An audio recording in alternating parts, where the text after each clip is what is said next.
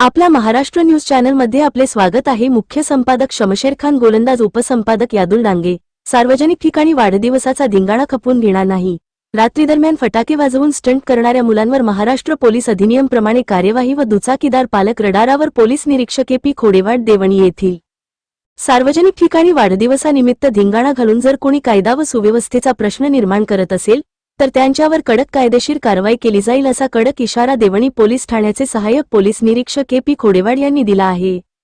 देवणी येथील बसस्थानक परिसरात वाढदिवसाच्या नावाखाली दुचाकी वाहनांवर स्टंट करून हुल्लडबाजी करणाऱ्या 4 मुलांवर रोजी पोलिसांनी मोठी कारवाई केली असून त्यांच्या दुचाकी ताब्यात घेतल्या आहेत।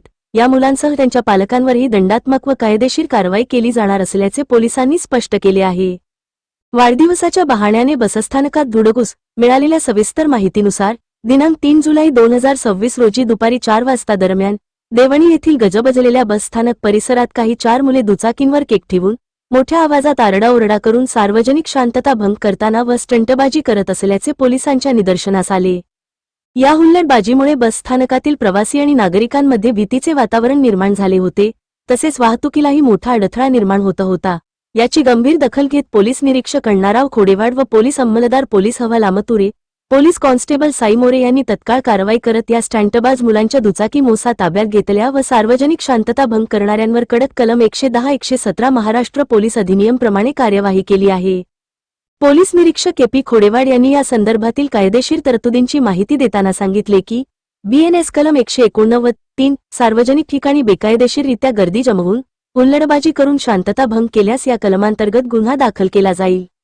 तसेच कलम 110-117 माननीय पोलीस अधिनियम व BNS कलम 292 सार्वजनिक ठिकाणी उपद्रव निर्माण करणे, रस्त्यावर किंवा सार्वजनिक जागेत नागरिकांना त्रास होईल, त्यांच्या जीवाला धोका निर्माण होईल असे वर्तन केल्यास या कलमाचा वापर करून कारवाई केली जाईल।